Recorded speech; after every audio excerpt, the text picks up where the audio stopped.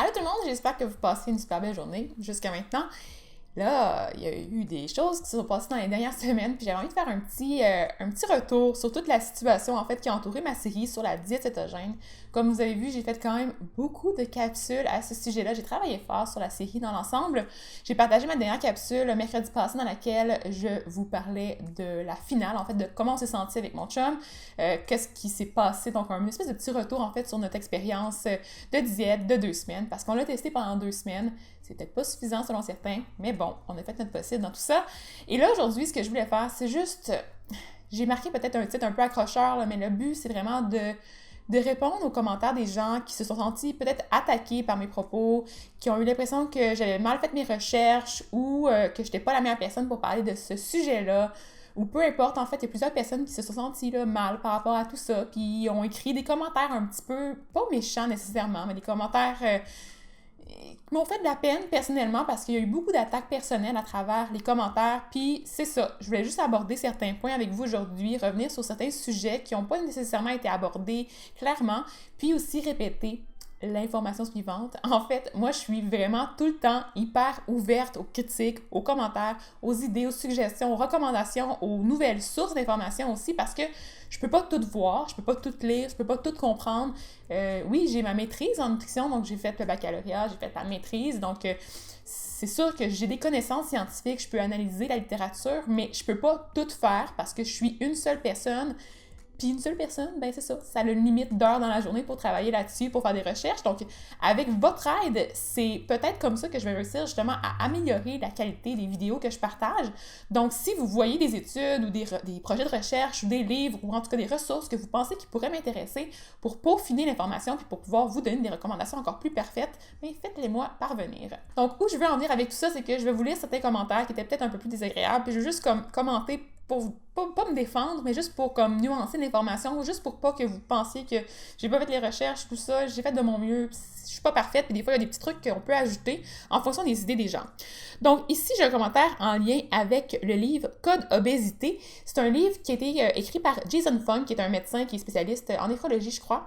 Puis il a utilisé la diète pour ses patients qui avaient des problématiques de santé chronique, puis il a eu des bons résultats. Donc j'ai pas encore exploré tout ce qu'il a fait. Je sais qu'il y a quand même beaucoup de recherches, beaucoup d'informations à ce sujet-là, puis je pense que c'est une avenue qui est intéressante.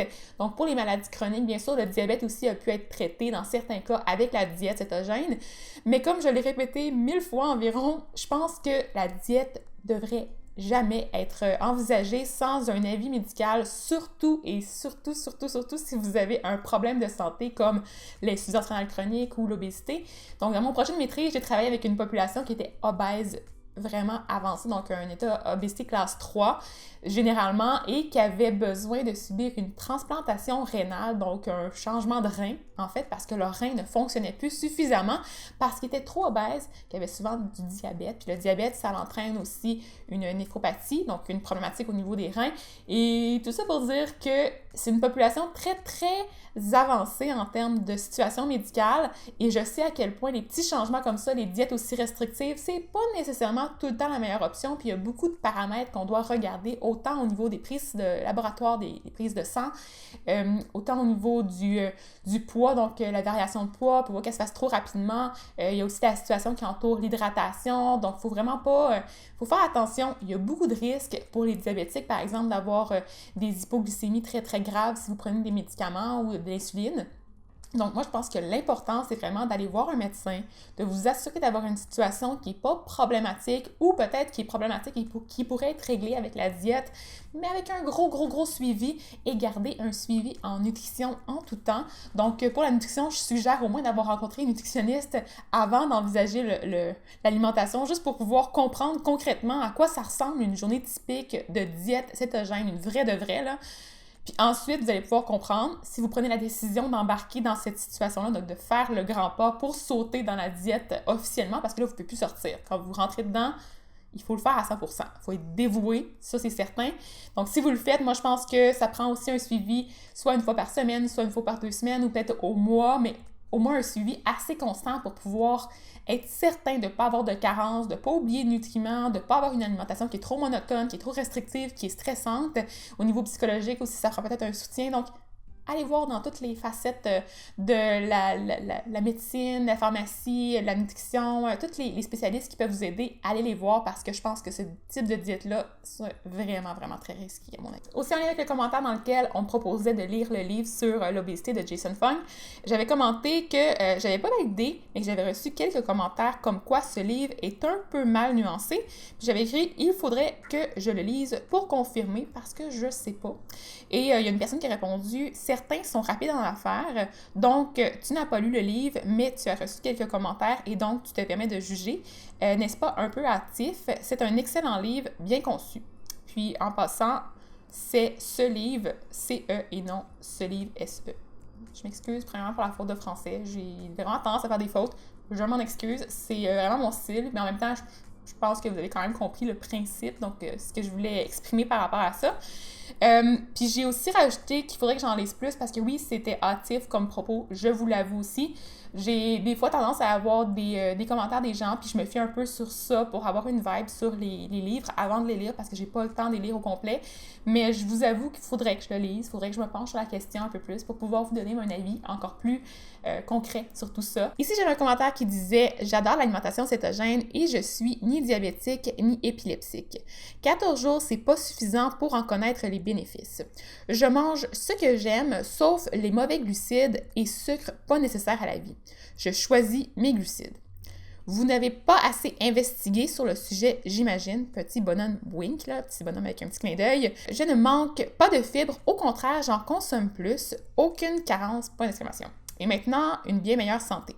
Donc, je vois que cette personne-là fonctionne bien avec la diète cétogène. Bon, bravo pour toi, je trouve ça le fun que tu aies quand même réussi à trouver un mode de vie qui te convient, qui convient aussi à tes besoins à toi, personnellement. Mais il y a des petits trucs que je voulais justement aborder. En fait, le 14 jours, moi, je l'ai suivi parce que je me sentais vraiment plus bien.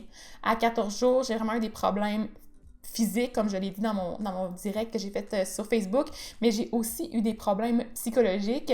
J'ai commencé à vraiment pas filer bien, donc je vais en parler aussi dans ma capsule précédente de toute cette partie-là, mais je pense que c'était nécessaire pour moi d'arrêter, là.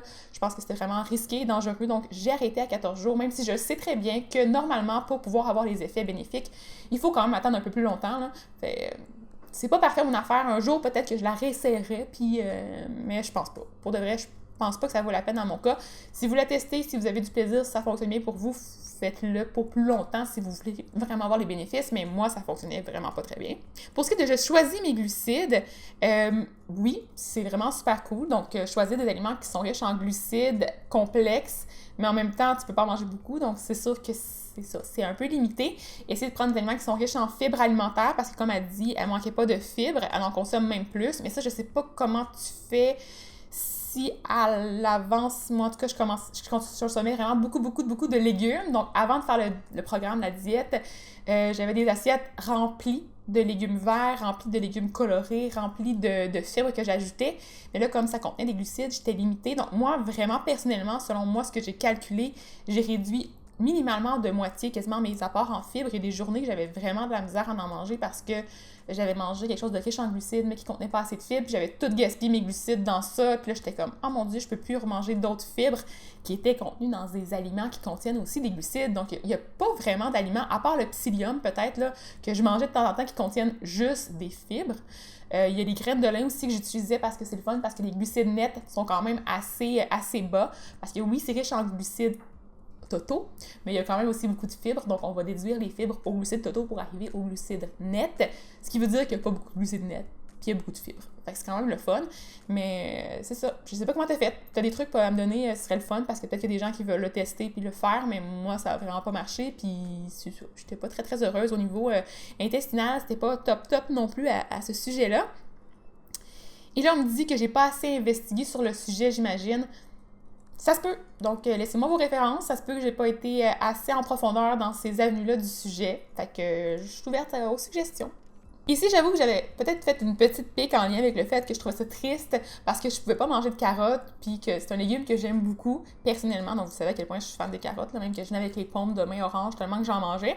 Puis la personne répond « Encore de la désinformation. Donc, la carotte contient 10 grammes de glucides et 3 grammes de fibres par 100 grammes, ce qui veut dire qu'elle contient 7 grammes de glucides nets. Quelqu'un qui décide d'en manger environ 50 à 65 grammes va avoir 3 à 5 grammes de glucides nets. Donc, si ça lui fait plaisir, il n'y a pas vraiment de mal à en manger. Non, mais pour moi, 50 à 75 grammes de carottes, c'est pas beaucoup. Donc, je vais vous montrer peut-être à peu près la portion si j'ai le temps de filmer, mais je n'aurai peut-être pas le temps. Là. Mais si je me souviens bien, une carotte, c'est environ 200 grammes, 100-200 grammes, donc tout dépendant de la grosseur de la carotte. Donc, maximum, une carotte ou une demi-carotte que tu peux manger.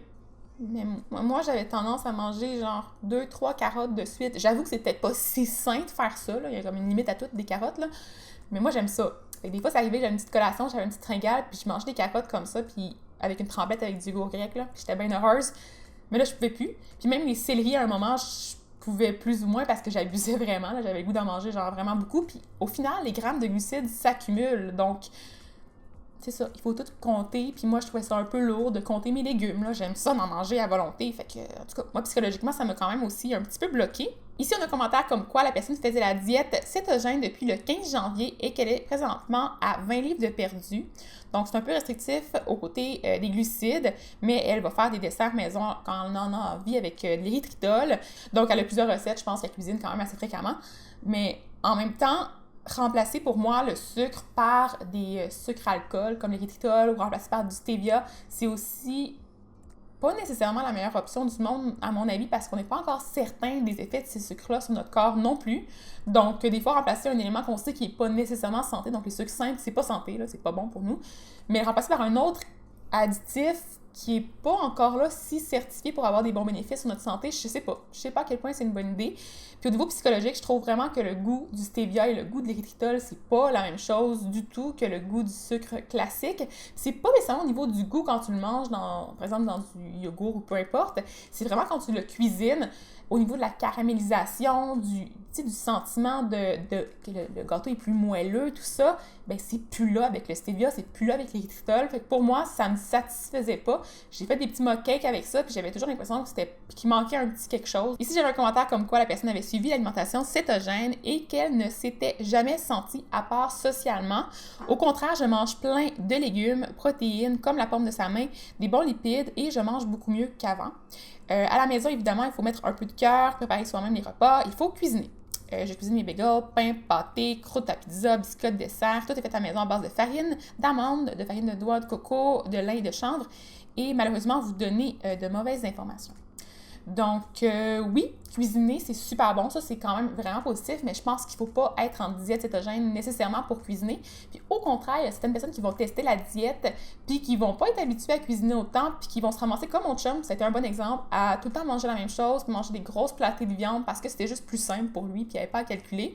Donc, c'est pas tout le monde qui a envie de se lancer dans une aventure, d'avoir à tout calculer les recettes qu'on cuisine. Moi, ça a été vraiment long, là. J'ai fait des recettes de meal prep, ça a été vraiment long de calculer tous les nutriments à chaque jour, d'aller prendre dans mon logiciel les recettes, les mettre dans ma journée, calculer pour voir combien que j'avais de glucides pour chacun des repas, si à la fin de la journée j'arriverais, puis je prévoyais un peu à l'avance pour être certaine de ne pas trop manger de glucides pour arriver à la fin de la journée avec justement, si j'ai plus de glucides, il faut que je mange de la viande, ça me tentait pas tellement, fait que, en tout cas, j'essaie de calculer mes trucs le plus possible, donc ça, je comprends qu'il faut cuisiner, puis que c'est possible de le faire d'une façon assez plaisante. Puis elle disait aussi qu'elle n'a jamais mangé aussi bien,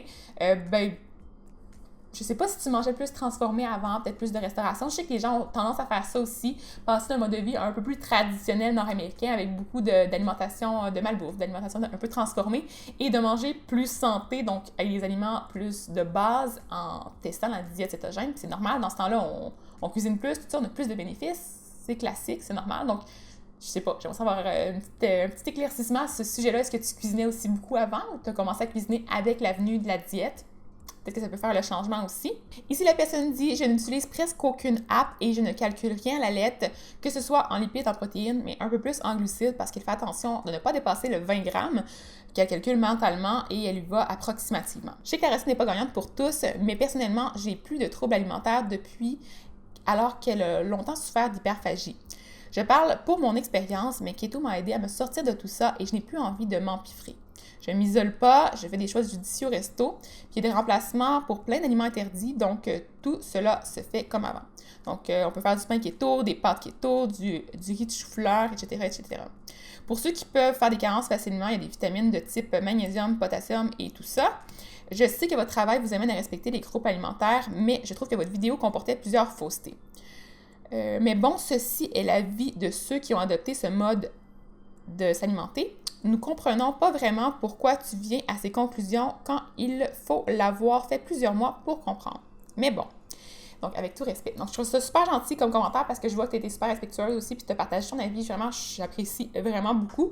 Moi, ce que je rajouterais un petit peu à ça, en fait, c'est que moi, je préférais vraiment calculer parce que c'était dans un contexte de projet d'études, recherche pour vous donner vraiment un avis concret. Je voulais vraiment être certaine d'être en cétose. Ça, c'était un aspect qui était vraiment important à mes yeux parce que je voulais pas faire une diète un peu moins restrictive puis finalement pas être en cétose.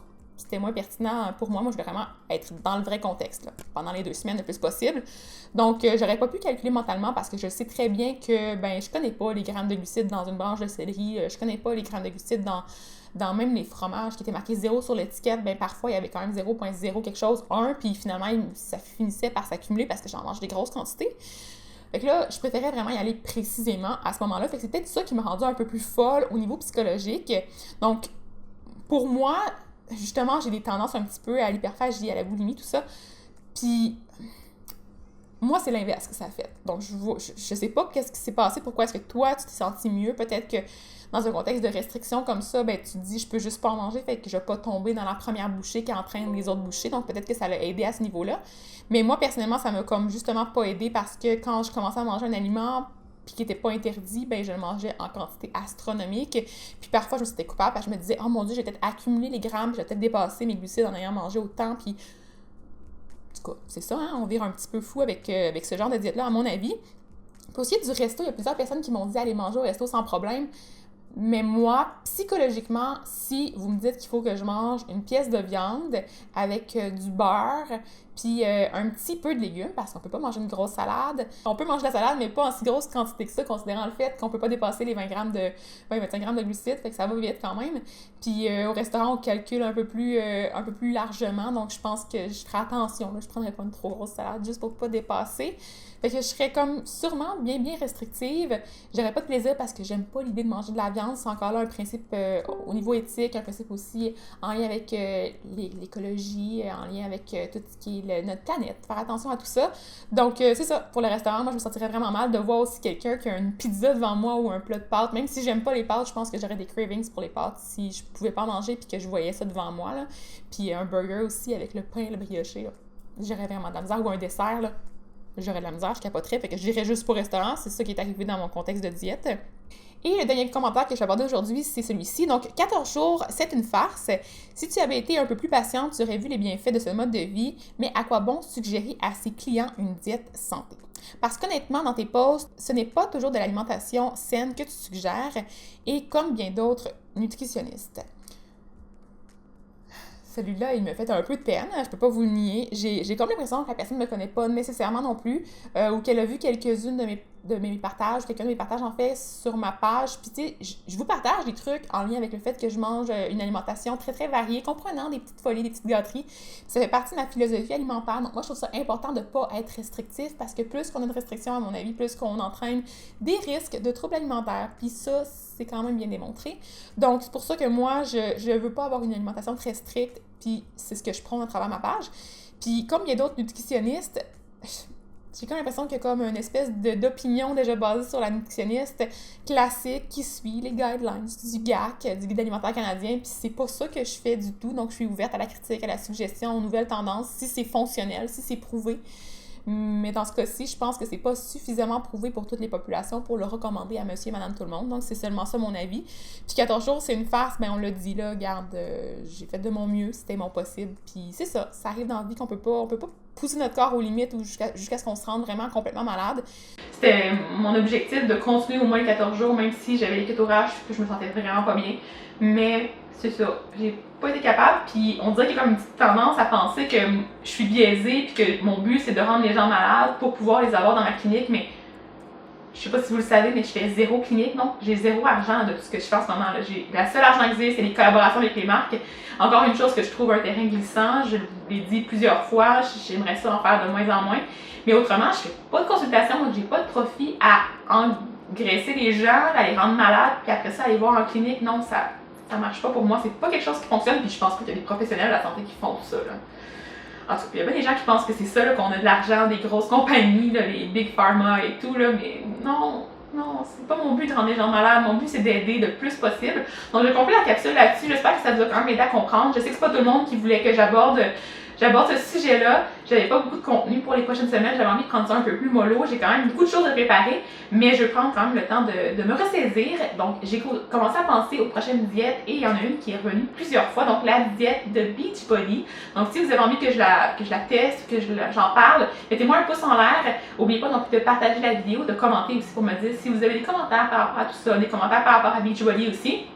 Puis il y a d'autres capsules qui vont s'en aller entre les deux avec comment faire du kombucha, des idées de recettes aussi qui vont comprendre des recettes protéinées, des trucs le fun pour les collations, puis des trucs aussi pour la musculation peut-être éventuellement. Donc c'est ça. J'espère que vous avez aimé ma chaîne quand même, puis que vous allez me pardonner pour mon ignorance dans certains cas. Puis je suis ouverte aux suggestions.